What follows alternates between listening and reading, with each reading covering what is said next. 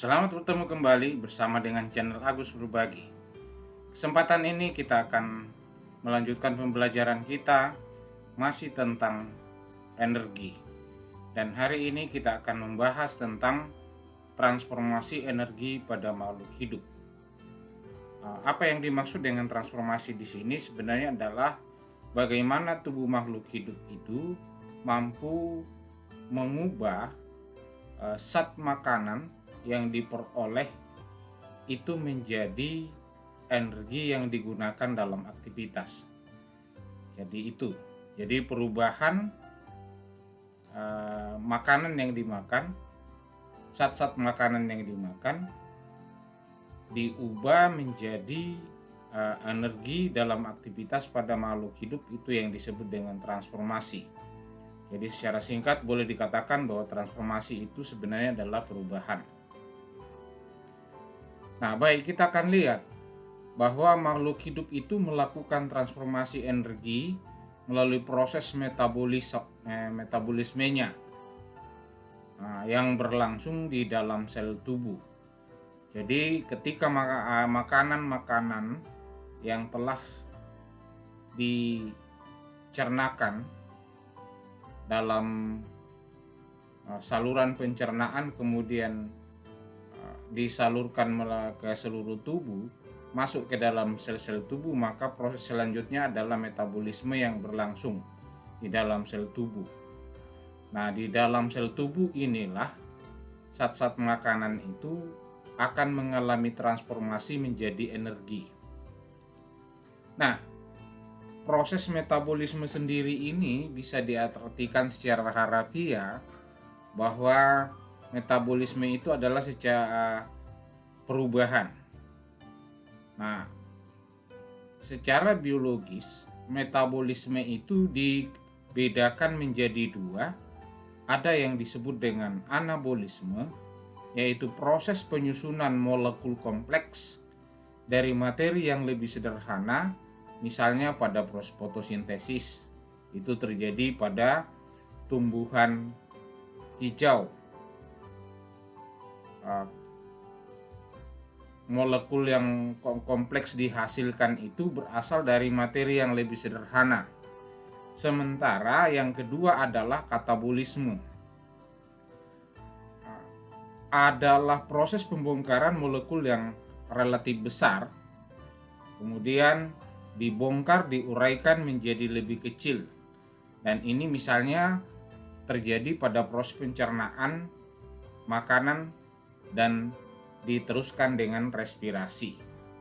Nah, ini metabolisme tubuh itu berlangsung melalui dua cara, yaitu anabolisme dan katabolisme. Anabolisme itu contohnya pada fotosintesis dan terjadi pada tumbuhan hijau, dan katabolisme itu contohnya adalah pada proses pencernaan makanan sampai pada proses respirasi yang menghasilkan energi. Selanjutnya yang kita akan lihat, transformasi energi pada makhluk hidup ini yang kita akan lihat, kita lihat fotosintesis. Fotosintesis ini nanti kita akan bahas lagi di kelas 8 ketika kita berbicara tentang struktur tumbuhan.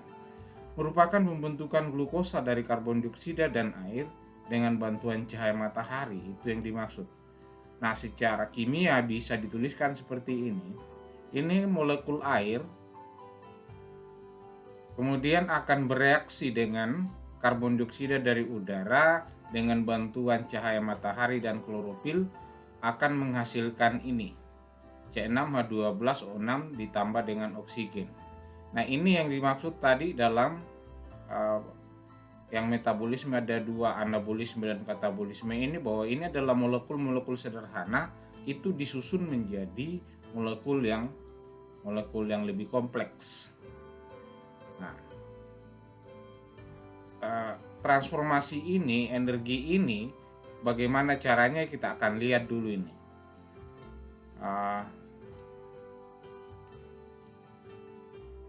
Pencernaan makanan.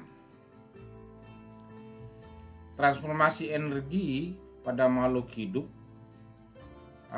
dalam mencernakan makanan pada makhluk hidup yang tidak bisa mengubah energi kimia menjadi energi, yang dapat dimanfaatkan oleh tubuh. Misalnya dalam mencernakan makanan, makhluk hidup itu tidak bisa mengubah energi kimia menjadi energi yang dapat dimanfaatkan oleh tubuh. Nah, sumber-sumber energi yang ada pada makanan yang saya tampilkan di sini hanya 3, karena pada dasarnya ada 6. Di kelas 8 lagi kita akan belajar. Ada karbohidrat, ini sebagai sumber energi yang utama. Sumbernya dari sini, nasi, kentang, dan ubi. Protein itu ini berperan dalam proses pertumbuhan tubuh dan otak. Kemudian ini lemak, ini nanti merupakan zat makanan bisa diubah menjadi glukosa saat tubuh membutuhkan. Kacang-kacangan misalnya, keju dan daging. Nah, ini yang sumber-sumber zat-zat makanan yang kita konsumsi nanti ini bisa diubah menjadi energi dalam tubuh.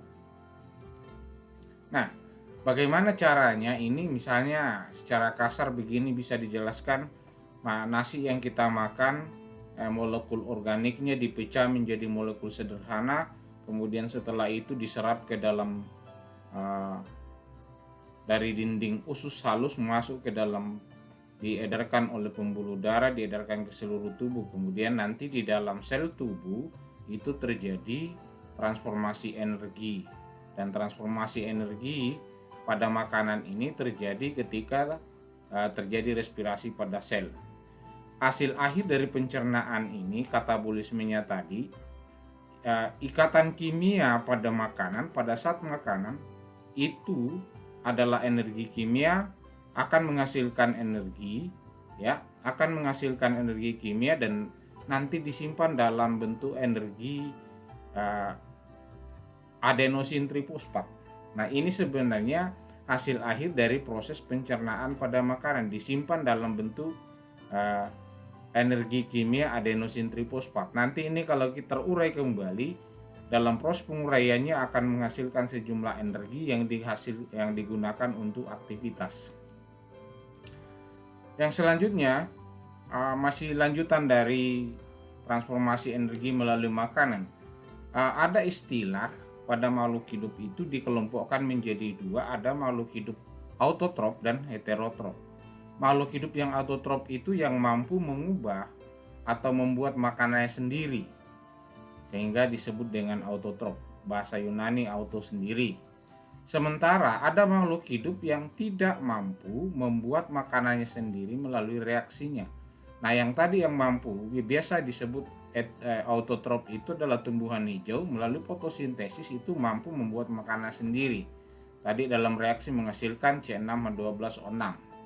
Nah, sementara yang kedua ada yang disebut dengan makhluk hidup heterotrop. Makhluk hidup ini tidak dapat membuat makanan sendiri, sehingga makanannya bersumber dari bahan organik yang dihasilkan oleh tumbuhan autotrop. Nah, makhluk hidup yang tidak dapat membuat makanan sendiri ini akan mengalami perubahan energi dari energinya itu berasal dari makanan yang dikonsumsi. Bagaimana mekanisme perubahannya? Mengalami transformasi dari energi potensial tadinya atau energi kimia. Dalam makanan ini ada energi kimia, kemudian ditransformasikan, diolah melalui respirasi dalam sel, itu bisa diubah menjadi energi kinetik atau energi gerak untuk aktivitas. Jadi yang kita gunakan untuk bergerak atau beraktivitas sebenarnya ini adalah berasal dari makanan yang mengalami transformasi energi yang dilakukan oleh sel melalui proses tadi yang disebut dengan katabolisme.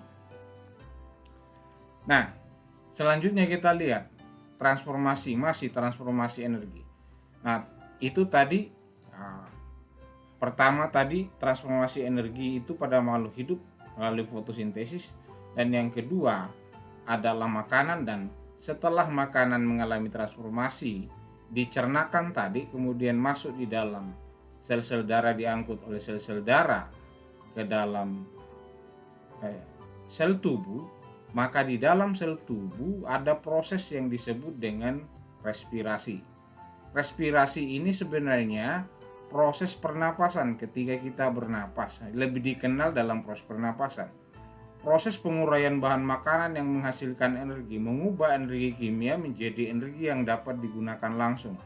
Tadi saya sudah jelaskan, energi yang dapat digunakan langsung itu dalam bentuk adenosin trifosfat kalau pada manusia. Reaksi respirasi boleh seperti ini. Nah, kalau kita perhatikan reaksi ini, tadi ini kan hasil dari transformasi energi pada tumbuhan ini. Nah, yang dihasilkan oleh tumbuhan. Nah, ketika itu masuk di dalam sel, saat makanan ini masuk di dalam sel, maka dia akan proses respirasi akan terjadi yang lebih dikenal dengan nama oksidasi biologi. Saat makanan ini akan dibakar oleh karbon dioksida dan akan menghasilkan 6CO2 dan 6H2O dan sejumlah energi, yaitu 675 kilokalori. Banyaknya energi yang dihasilkan satu molekul. Nah, sekarang dalam prosesnya ini energi yang dihasilkan itu tadi, energi ini dalam proses respirasi di dalam sel telah mengalami transformasi dari ini tadi, saat makanan molekul glukosa yang dihasilkan fotosintesis dicernakan masuk di dalam sel darah melalui respirasi sel akan menghasilkan sebenarnya 675 kilokalori. Nah, energi inilah yang akan kita gunakan nanti di dalam berbagai aktivitas. Nah, termasuk manusia. Energi yang dihasilkan proses respirasi ini yang akan digunakan. Jadi pada dasarnya ketika kita bernapas melakukan pernapasan yang terjadi di dalam mitokondria, yang terjadi sebenarnya adalah oksidasi zat makanan yang kita makan yang akan menghasilkan energi untuk aktivitas tubuh. Nah, demikian pembahasan kita hari ini. Sampai bertemu kembali bersama dengan channel Agus Berbagi.